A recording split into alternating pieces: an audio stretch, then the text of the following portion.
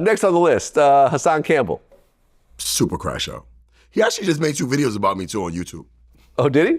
Yeah, he made 2 videos about me. One was because he was commenting on the whole Diddy thing, and he was going extra hard about it. So I'm like, bro, why are you so vocal on this? And the dude who did what they did to you, you didn't press charges on him.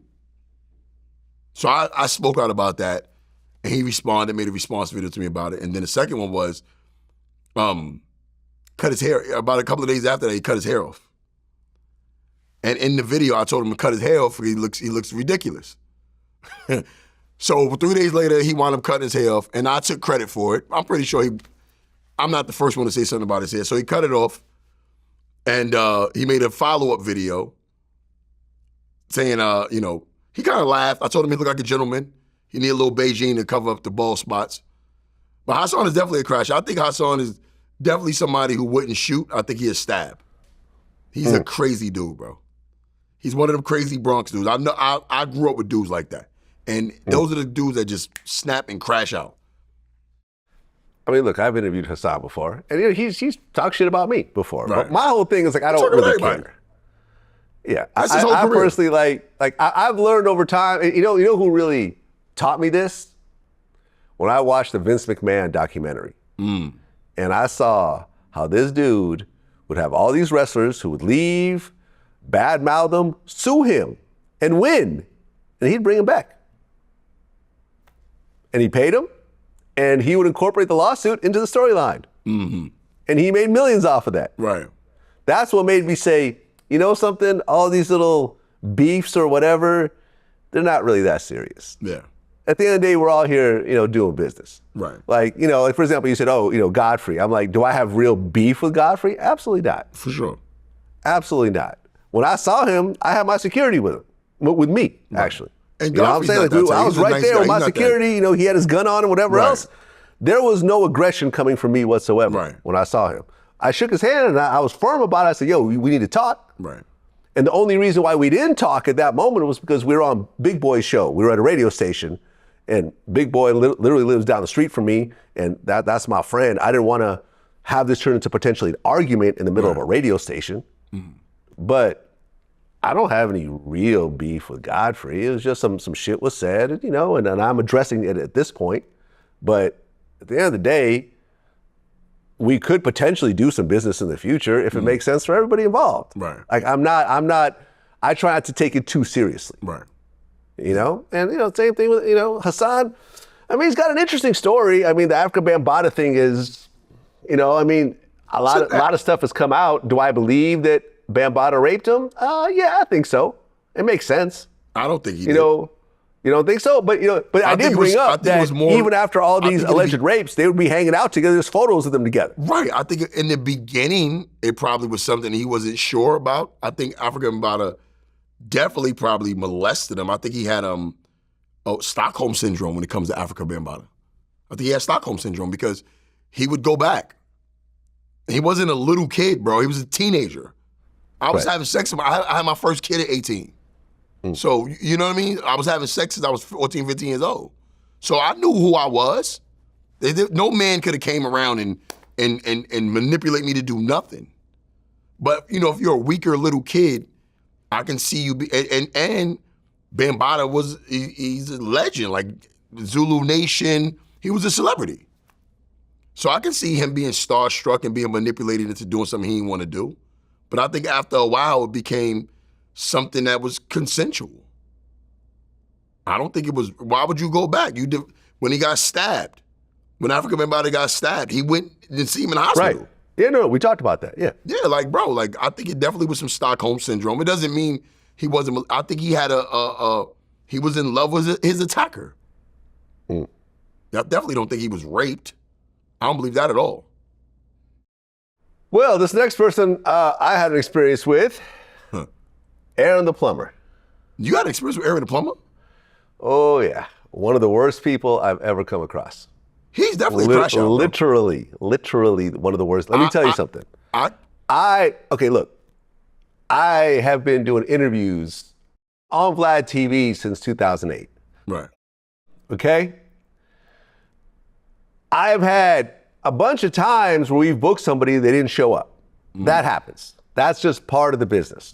Right? You book someone, they don't show up, or they can't make their flight, or they're running late, or they take a side trip and whatever, and by an hour in, I'm like, okay, I'm going home. Like, I'm not doing this anymore, right?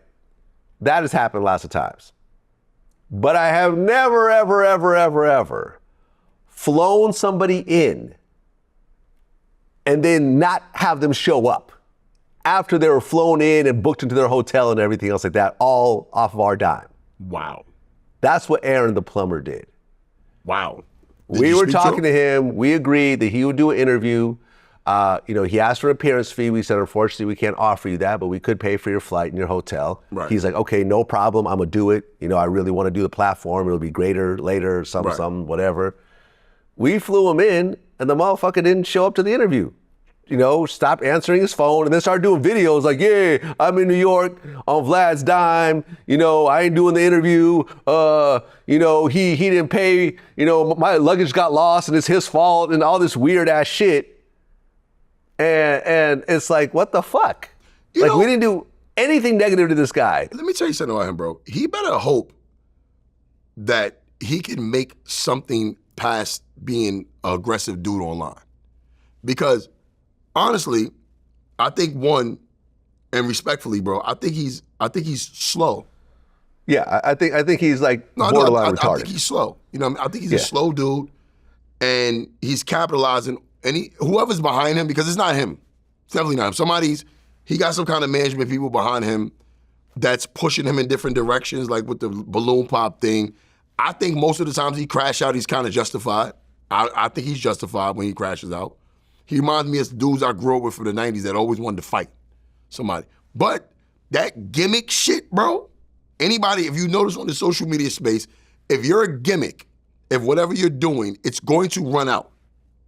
It's gonna run out, and you're gonna become the next wide neck or the next long neck dude or Welvin, or you remember there was this whole influx of deformed dudes that was online, and it was Woe Vicky. Like the only remedial one that made something of themselves was Bad Baby. She was the only one, but all of them, remember that A-Town dude? Good morning to you. He wound up needing like a liver transplant. They all broke. Welvin was a bum in Vegas. People get behind them, make some money on them, and then they got to figure out their next 15 minutes of fame. He has no talent. None. He has no talent. He's entertaining when he's trying to fight somebody, but beyond that, what else you got? I guess, what, are you going to give him a reality show or something? You going to give him his own show? Well, and he also has gotten the shit beat out of him, I think once by a transgender, another time by a male porn star. That dude died, one time by a Ray J security beat the shit out of him. No, he spit on him. Spit on him, there you go. That's worse. That's worse. That's an immediate, we're fighting for that. I think he's a dude who's willing to fight all the time, but beyond that, there is nothing there. I think he should have showed up, bro. I mean, I was shocked. Like, I really was like literally nothing happened, and it was like he was coming in for a day and he's talking about how his luggage is lost. Who brings in check-in luggage for a day?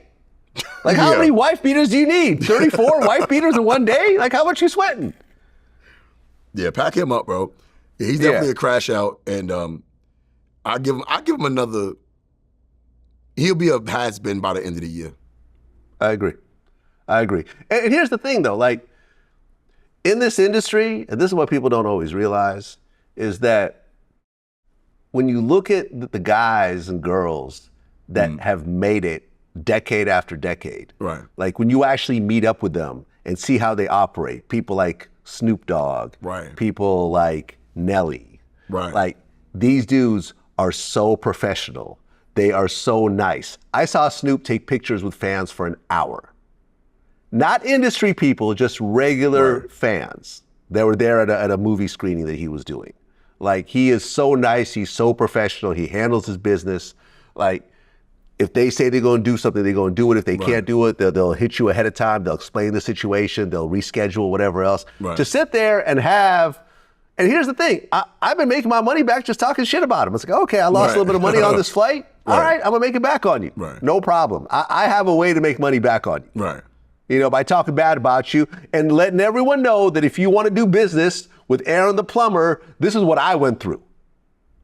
Damn. You know, you're going to fly him out, you're going to spend money, and he's going to flip out and not show up and talk shit about you online. And this bozo even posted my phone number on his Instagram. So I was having literally 300 phone calls a day. He doesn't have anything else. I mean, he has nothing else going on. Like, I mean, just what? a bum. And absolutely, like, he would be homeless if it wasn't for the internet right now. Yeah.